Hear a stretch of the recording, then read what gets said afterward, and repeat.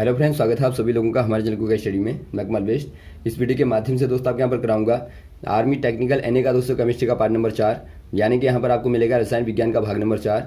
इससे पहले आपको 3 भाग कराए जा चुके हैं, जहाँ पर आपने महत्वपूर्ण क्वेश्चन को देखा रसायन विज्ञान के।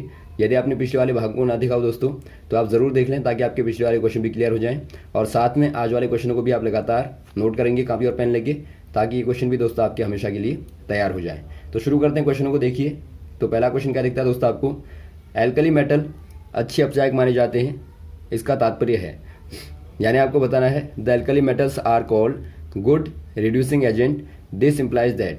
यानी कि दोस्तों आपने सुना होगा जो एल्कली मेटल होते हैं वो क्या होते हैं दोस्तों, ये आपके अच्छे गुड रिड्यूसिंग एजेंट होते हैं, यानी एक प्रकार से आप कहते हैं जो क्षारीय धातुएं होती हैं, क्षारीय जो धातुएं होती हैं दोस्तों, ये अच्छी अपचायक मानी जाती हैं। ऐसा क्यों कहा जाता है? दे इजीली कैप्चर इलेक्ट्रॉन, यानी कि वे आसानी से इलेक्ट्रॉन को ग्रहण करती हैं। They not stable at room temperature, यानी वे कमरे के तापमान पर स्थिर नहीं रहती हैं। या दे इजीली लूज इलेक्ट्रॉन्स, यानी कि वे आसानी से इलेक्ट्रॉन को निर्मुक्त करती हैं। या नन ऑफ दीज, यानी इनमें से कोई नहीं। पहले दोस्तों यहाँ पर देखिए जो एल्कली मेटल होते हैं वो कौन से वाले एलिमेंट होते हैं आपको समझना है। आपने देखा होगा दोस्तों पीरियोडिक टेबल में जो पहले एस ब्लॉक वाले होते हैं उनको दोस्तों आप कहते हैं, पहले वाले कॉलम को कहते हैं एल्कली मेटल, यानी कि आप क्षारीय धातु में कहते हैं पहले वाले को। और सेकंड वाला कहलाता है दोस्तों एल्कलाइन अर्थ मेटल, यानी कि एक प्रकार से क्षारीय पृथ्वी धातु में कहते हैं आप इनको। तो यहाँ पर देखिए जो आपके एल्कली मेटल होते हैं दोस्तों, यदि आप उनमें एलिमेंट्स देखेंगे क्या क्या आते हैं, उनमें दोस्तों आप देखते हैं लिथियम को, या फिर आप सोडियम को देखते हैं, या पोटेशियम को देखते हैं, या रूबिडियम को देखते हैं। तो यहाँ पर देखिए इनका कन्फिगरेशन यदि आप देखेंगे दोस्तों, तो लिथियम कौन से नंबर पर आता है? 3 नंबर पर आता है। तो कन्फिगरेशन करेंगे दोस्तों आपका 2 और 1 होगा। या फिर आप वैसे सोडियम को लें तो सोडियम में आप देखते हैं कहाँ पर आता है, ये दोस्तों आपका 11 पर आता है, यानी कि 11 पर आता है। यदि आप कन्फिगरेशन करेंगे तो आपको मिलेगा 2, 8 और 1। और वैसे आप देखें पोटेशियम को, तो यहाँ पर आप देखते हैं 19 पर आता है, यानी कि 19 पर आता है। और यहाँ पर आप देखेंगे 2, 8, 8 और 1 होता है। और वैसे दोस्तों आप यहाँ पर 37 वाले को करेंगे तो यहाँ पर आप देखेंगे आखिर में दोस्तों क्या आता है, केवल आपको 1 इलेक्ट्रॉन मिलता है। यानी यहाँ पर आप देखते हैं जो बैलेंस सेल होती है, बैलेंस शेल जो होती है दोस्तों, वहाँ पर आपको ओनली 1 अनपेयर्ड इलेक्ट्रॉन मिलता है। इसका क्या तात्पर्य है दोस्तों, जो एल्कली मेटल होते हैं वो आराम से 1 इलेक्ट्रॉन को डोनेट कर सकते हैं, या फिर आप कहें दोस्तों लूज कर सकते हैं। तो इसीलिए इनको दोस्तों अच्छा रिड्यूसिंग एजेंट कहा जाता है, यानी कि अच्छा अपचायक कहा जाता है। तो यहाँ पर आपको सी वाला दिखता है दे इजीली लूज इलेक्ट्रॉन्स, या फिर आप कह सकते हैं वे आसानी से इलेक्ट्रॉन को निर्मुक्त कर सकते हैं, या फिर आप यहाँ पर कह सकते हैं दोस्तों डोनेट कर सकते हैं। तो ऑप्शन नंबर सी वाले में टिक कर देंगे। अगला क्वेश्चन देखिए दोस्तों, क्विक सिल्वर किसे कहा जाता है? यानी आपको बताना है which among of the following is called quick silver, यानी आपको बताना है क्विक सिल्वर यहाँ पर कौन सा वाला कहलाता है। एल्यूमिनियम को कहा जाता है, या मरकरी को, या लेड को, या जिंक को। यहाँ पर देखिए दोस्तों आपको मालूम होगा जो मरकरी होती है, मरकरी यानी कि आप इसको पारा बोलते हैं, Hg बोलते हैं पारा। और यहाँ पर आप देखते हैं दोस्तों जो पारा होता है इस प्रकार का मेटल होता है, यानी कि इस प्रकार की धातु होती है, जो कि रूम टेम्परेचर पे क्या रहती है दोस्तों, लिक्विड के फॉर्म में रहती है। यानी इसमें दोस्तों एक प्रकार से कौन सी प्रॉपर्टी होती है, मोबाइलिटी की प्रॉपर्टी होती है, एक प्रकार से गति की प्रॉपर्टी होती है। तो इसीलिए दोस्तों आप इसको कहते हैं क्विक सिल्वर। तो ऑप्शन नंबर आपका हो जाएगा बी वाला मरकरी। अगला क्वेश्चन देखिए दोस्तों, शरीर के तरल को सुरक्षित रखने के लिए किसकी एक बड़ी भूमिका है? यानी आपको बताना है which among the following plays vital role in restoring the body fluid. दोस्तों यहाँ पर देखिए जो रिस्टोर करता है बॉडी फ्लूइड को, बॉडी फ्लूइड यानी कि दोस्तों जो हमारे शरीर का तरल होता है, शरीर का जो तरल होता है दोस्तों, उसको स्टोर करने के लिए, यानी कि रिस्टोर करने के लिए, सुरक्षित करने के लिए कौन सी वाली चीज़ें विटल रोल निभाती है, यानी कि बड़ी भूमिका निभाती है, आपको बताना है। ये दोस्तों सोडियम होगा, पोटेशियम होगा, या ए और बी दोनों होंगे, या कोई नहीं। यहाँ पर देखिए दोस्तों जो आपके सोडियम और पोटेशियम होते हैं इनका बहुत बड़ा रोल होता है हमारे शरीर में। जो फ्लूइड होता है उसको दोस्तों सुरक्षित करने का, यानी कि रिस्टोर करने का, और साथ में एक प्रकार से आप कह सकते हैं दोस्तों ये बॉडी के फ्लूइड का और ब्लड का दोस्तों जो वॉल्यूम होता है उसको दोस्तों मेंटेन करते हैं। तो यहाँ पर आपको क्लियर पता होना चाहिए, जो सोडियम और पोटेशियम होते हैं ये हमारे शरीर में ब्लड को और फ्लूइड को मेंटेन करते हैं।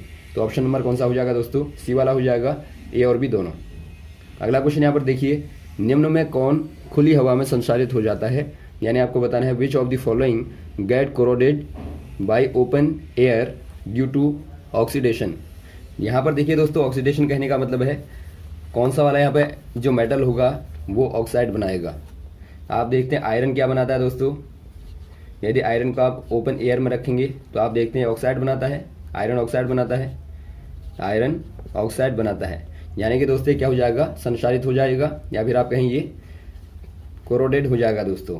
वैसे ही आप देखते हैं सेकंड वाला कॉपर को देखते हैं, कॉपर भी दोस्तों बनाता है कॉपर ऑक्साइड को, यानी कि ये भी दोस्तों एयर में रिएक्शन करता है, यानी कि O2 से रिएक्शन करता है। और वैसे आप देखते हैं जिंक को, तो आप देखते हैं जिंक भी दोस्तों क्या बनाता है, जिंक ऑक्साइड बनाता है, ऑक्साइड जिंक ऑक्साइड बनाता है, यानी ये भी दोस्तों क्या होता है, कोरोडेड होता है, यानी कि एक प्रकार से ऑक्सीकृत होता है। यानी कि आप ऑप्शन नंबर डी वाले में टिक कर देंगे ऑल अबव में, यानी कि सारे के सारे क्या होते हैं, संक्षारित हो जाते हैं, या फिर आप कहें कोरोडेड हो जाते हैं। अगला क्वेश्चन देखिए दोस्तों, निम्न में कौन सही नहीं है, यानी आपको बताना है which of the following is incorrect. पहला आपको दिया है गोल्ड मेटल, सेकंड आपको दिया है सल्फर नॉन मेटल, थर्ड आपको दिया सिलिकॉन मेटलॉइड, फोर्थ आपको दिया कार्बन मेटल। यहाँ पर देखिए दोस्तों, जो कार्बन होता है एक प्रकार से नॉन मेटल होता है, यानी जो कार्बन होता है दोस्तों ये क्या होता है, नॉन मेटल, यानी कि आप कहते हैं अधातु होती है। और जबकि यहाँ पर आपको गोल्ड दिया है, यानी कि Au जो होता है मेटल होता है, बिल्कुल धातु सही है। और सल्फर आपको मालूम होगा नॉन मेटल होती है। और वैसे ही दोस्तों जो सिलिकॉन होती है Si, ये दोस्तों मेटलॉइड होती है, यानी कि उपधातु होती है। तो ऑप्शन नंबर कहाँ टिक कर देंगे आप, डी वाले में टिक कर देंगे, ये दोस्तों इनकरेक्ट है। अगला क्वेश्चन देखिए दोस्तों, स्ट्रेन यानी कि विकृति की इकाई क्या है, यानी आपको बताना है which of the following is the unit of strain. पहला आपको दिया न्यूटन, दूसरा दिया किलोग्राम, तीसरा आपको दिया वाट, फोर्थ वाला दिया है नन ऑफ दिस। यहाँ पर देखिए दोस्तों, पहले आप समझेंगे जो स्ट्रेन होती है वो होती क्या है, यानी कि जो विकृति होती है दोस्तों क्या होती है। आपने देखा होगा दोस्तों, माना किसी आप वायर को लें जिसकी लेंथ L है, और आप इसको खींचने के बाद में L + L' बना दें, यानी कि आपने डेल्टा L यहाँ पर लंबाई दोस्तों खींच दी, तो यहाँ पर आप कहेंगे ये आपने क्या कर दी दोस्तों, स्ट्रेच कर दी। यानी जब आपने खींचा इसको तो आपने यहाँ पे डेल्टा L लंबाई को बढ़ा दिया। अब यहाँ पर देखेंगे दोस्तों, जो आपकी विकृति हुई, यानी एक प्रकार से जो बदलाव आया, या फिर आप कहें जो स्ट्रेन हुई दोस्तों, स्ट्रेन क्या होती है, ये दोस्तों एक प्रकार से होती है ratio of configuration, changing configuration, यानी कि changing configuration upon original configuration. और यहाँ पर आप देखते हैं दोस्तों, जो आपका चेंजिंग कन्फिगरेशन है डेल्टा L है, यानी स्ट्रेन बराबर हो जाएगा चेंजिंग कन्फिगरेशन बराबर डेल्टा L अपॉन ओरिजिनल जो कन्फिगरेशन था वो L था। तो ये आपका दोस्तों स्ट्रेन कहलाता है, यानी कि विकृति कहलाता है। ये दोस्तों आपका लेंथ में भी हो सकता है, वॉल्यूम में भी हो सकता है, या फिर दोस्तों आप इसको एरिया में भी ला सकते हैं। तो यहाँ पर आपने देखा दोस्तों स्ट्रेन इन लेंथ, यानी कि लंबाई में दोस्तों आपने विकृति को देखा। तो यहाँ पर यदि आप मात्रक को निकालें, आप देखते हैं ये भी लंबाई आपके पास में है, तो लंबाई का मात्रक मीटर हो जाएगा। और बट्टे दोस्तों लेंथ यहाँ पे भी है, यानी इसका भी मात्रक क्या होगा, मीटर ही होगा। तो मीटर से मीटर कैंसिल आउट हो जाएगा, यानी यहाँ पर दोस्तों कोई भी यूनिट नहीं होगी, यानी आप कह देंगे नो यूनिट।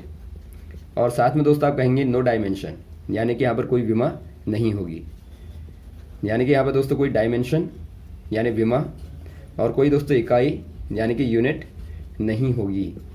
तो यहाँ पर आप कह देंगे ऑप्शन नंबर कौन सा हो जाएगा, डी वाला हो जाएगा, नन ऑफ दिस। अगला क्वेश्चन देखिए दोस्तों, जब एक तार को खींचा जाता है तो ऊर्जा किस रूप में संरक्षित रहती है, यानी आपको बताना है in which form is the work done in stretching a wire stored as. दोस्तों यहाँ पर देखिए, आपने देखा होगा यदि आप वायर को लें दोस्तों और यहाँ पर आप इसको खींचते हैं, जो कि आपने पहले वाले क्वेश्चन में भी देखा, तो खींचने के बाद दोस्तों यहाँ पर देखते हैं आप जो ऊर्जा होती है, यानी आपने जो कार्य किया, आपने बॉडी को क्या किया दोस्तों, आपने डिफॉर्म किया। डिफॉर्म करने का मतलब है आपने दोस्तों इसकी आकृति को एक प्रकार से बढ़ा दिया, यानी लेंथ को आपने बढ़ा दिया। तो वस्तु के आकार में यदि आप चेंज करते हैं तो वहाँ पर आपको जाहिर तौर पर कार्य करना पड़ता है। आप देखते हैं कि आपको बॉडी की दोस्तों डिफॉर्म करने के लिए अपोजिट डायरेक्शन में फोर्स लगाना पड़ता है।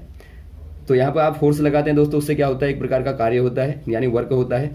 तो वही वर्क दोस्तों एक प्रकार से क्या कहलाता है, ऊर्जा कहलाता है, यानी कि एनर्जी कहलाता है।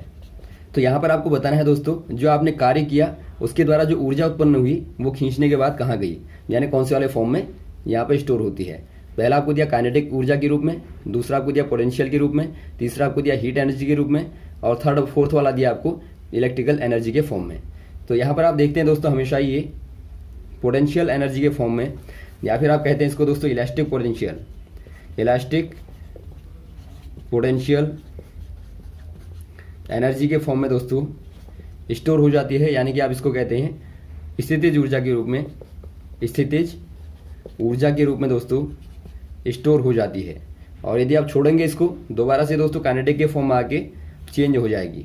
तो यहाँ पर ऑप्शन नंबर कौन सा वाला हो जाएगा, बी वाला हो जाएगा। और यही क्वेश्चन दोस्तों आपका बार बार आता है कि बताइए, जब आप किसी घड़ी को, आपने देखा होगा जो आपकी घड़ी होती है स्प्रिंग वाली, इसको आप घुमाते हैं तो ऊर्जा कौन से वाले रूप में स्टोर होती है।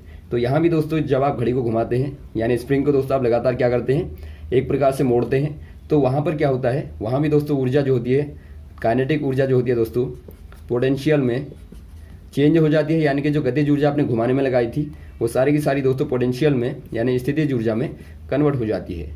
तो यहाँ पर आप इन क्वेश्चन को ध्यान देंगे। अगला क्वेश्चन देखेंगे। अगला क्वेश्चन देखिए दोस्तों, H परमाणुओं के लिए साम्य दूरी है, यानी आपको बताना है what is the equilibrium distance for hydrogen atoms. पहले आप समझेंगे दोस्तों इक्विलिब्रियम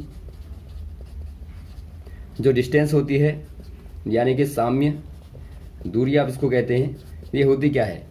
आपको मालूम होगा दोस्तों, एटॉम के बीच में, आप कोई भी एटॉम ले लें, यहाँ पर हमने हाइड्रोजन को ले लिया, तो एटॉम्स के बीच में क्या होता है दोस्तों, एटॉम के बीच में इंटर अट्रैक्टिव फोर्स होता है, यानी कि जिससे दोस्तों आपस में एक दूसरे की ओर खींचते हैं, ऐसा वाला आकर्षित फोर्स होता है, यानी बल होता है।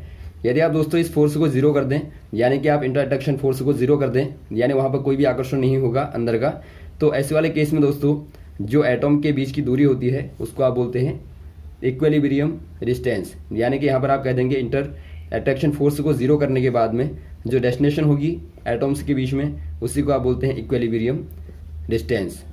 तो यहाँ पर आप देखते हैं दोस्तों, जो हाइड्रोजन एटॉम होता है, यदि आप वहाँ पे इक्विलिब्रियम डिस्टेंस की बात करें, यानी साम्य दूरी की बात करें, तो ये दोस्तों अप्रॉक्सीमेटली 0.74 एंगस्ट्रॉम होती है, यानी आप कह देंगे ऑप्शन नंबर सी वाला हो जाएगा 0.74 एंगस्ट्रॉम। अगला क्वेश्चन देखिए दोस्तों, पृथ्वी क्षारीय धातुओं का सामान्य विन्यास सूत्र क्या है, यानी आपको बताना है what is the general electric configuration formula for all alkaline earth metals. दोस्तों यहाँ पर देखिए जो एल्कलाइन अर्थ मेटल होते हैं, एल्कलाइन अर्थ मेटल, ये आपको शुरू में बताया था दोस्तों। आप देखते हैं जो एस ब्लॉक होता है, एस ब्लॉक के दोस्तों जो आपके पहला कॉलम होता है वो एल्कली मेटल कहलाता है, एल्कली मेटल, और सेकंड वाला दोस्तों एल्कलाइन अर्थ मेटल कहलाता है।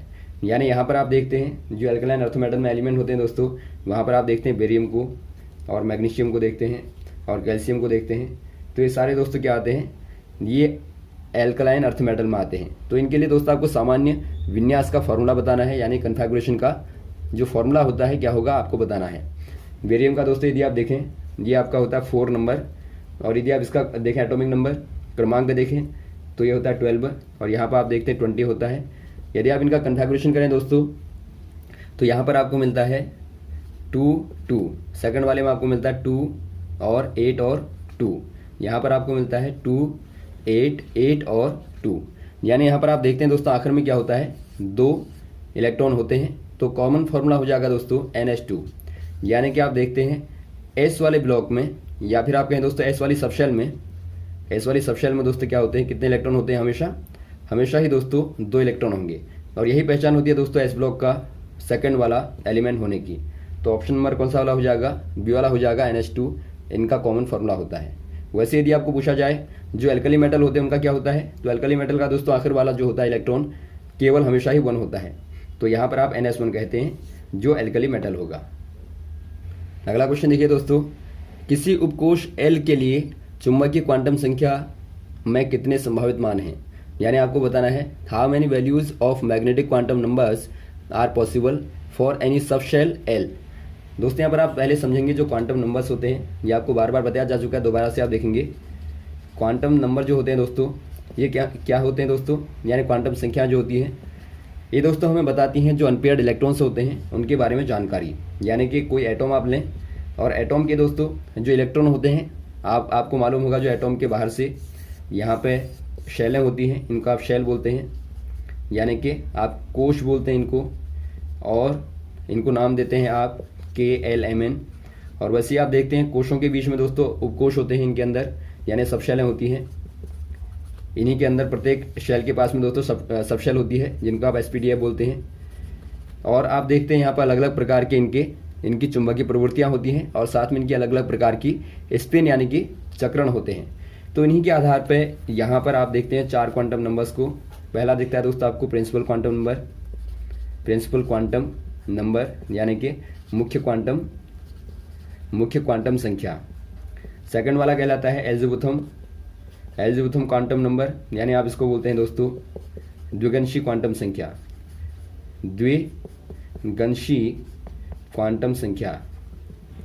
यानी आप इसको दोस्तों N से रिप्रेजेंट करते हैं पहले वाले को, इसको रिप्रेजेंट करते हैं L के द्वारा। ये बताता है दोस्तों आपको सबशेल के बारे में, सबशेल जो आपने देखे SPDF के बारे में, यानी SPDF के बारे में बताता है। और पहला वाला आपको बताता है शेल के बारे में, यानी इलेक्ट्रॉन कौन सी वाली शेल में है, KLMN कहाँ पे है ये आपको बताता है। और वैसे आप यहाँ पे जाएंगे, इतना जानने के बाद में आपको मालूम हो गया कौन सी वाली शेल में है, कौन सी वाली सबशेल में है। इसके बाद आप देखेंगे इसकी चुंबकीय प्रवृत्ति यानी कि दोस्तों मैग्नेटिक क्वांटम नंबर यानी कि चुंबकीय क्वांटम संख्या, जो कि यहाँ पर आपको पूछा गया है। चुंबकीय क्वांटम संख्या थर्ड वाली होती है, इसको रिप्रेजेंट करते हैं आप N के द्वारा। M यहाँ पर आप स्मॉल वाला लेते हैं, M के द्वारा दोस्तों रिप्रेजेंट करते हैं। और जो फोर्थ वाली होती है दोस्तों, ये होती है स्पिन क्वांटम नंबर यानी कि चक्रण क्वांटम संख्या दोस्तों हमेशा ही क्या होती है, ये दोस्तों हमेशा ही क्या होती है, 2 वैल्यू होती है, -1/2 और +1/2, यानी कि या तो ऊपर को चक्रण होगा या नीचे को चक्रण होगा। तो ये आप यहाँ पर अलग अलग प्रकार के क्वांटम नंबर्स को देखते हैं।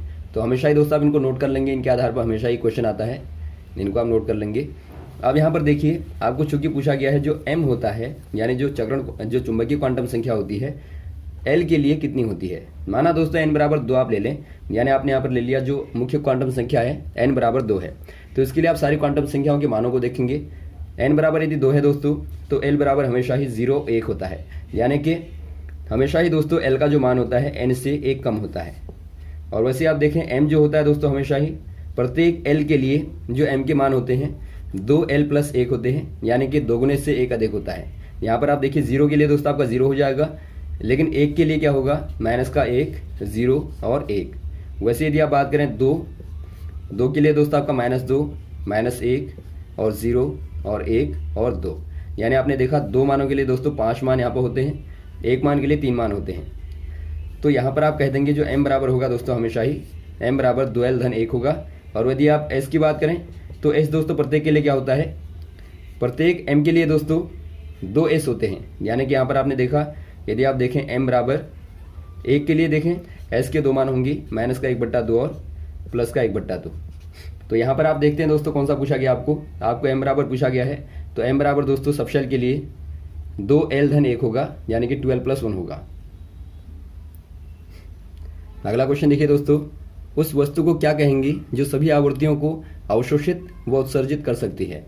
यानी आपको बताना है what do we call a body which emits and absorbs all frequencies. दोस्तों यहाँ पर देखिए आपने बॉडी को देखा होगा, इस प्रकार की बॉडी होती है दोस्तों, यानी ऑब्जेक्ट होती हैं जो कि प्रत्येक प्रकार की फ्रीक्वेंसीज को, फ्रीक्वेंसी कहने का मतलब है आवृत्तियाँ दोस्तों आप जानते हैं। यदि आप देखेंगे रेड कलर में देखेंगे तो अलग फ्रीक्वेंसी होती है दोस्तों, यदि ब्लू की देखेंगे अलग फ्रीक्वेंसी होती है, यदि आप ग्रीन की देखेंगे तो अलग फ्रीक्वेंसी होती है, यानी हर एक कलर की दोस्तों अपनी अलग अलग फ्रीक्वेंसियाँ होती हैं। तो यहाँ पर आपको कहा गया कि सारी फ्रीक्वेंसियों को जो एब्जॉर्ब कर दे और सारी फ्रीक्वेंसियों को जो एमिट कर दे, एमिट करने का मतलब है उत्सर्जित कर दे, या फिर दोस्तों एब्जॉर्ब कर ले यानी कि अवशोषित कर ले। तो ऐसी वाली बॉडी को आप क्या कहेंगे, ऐसी वाली वस्तु को आप क्या कहते हैं। पहला आपको दिया ब्लैक बॉडी कहेंगे, या व्हाइट बॉडी कहेंगे, या रेड बॉडी कहेंगे, या जीरो बॉडी कहेंगे। इनको दोस्तों आप कहते हैं ब्लैक बॉडी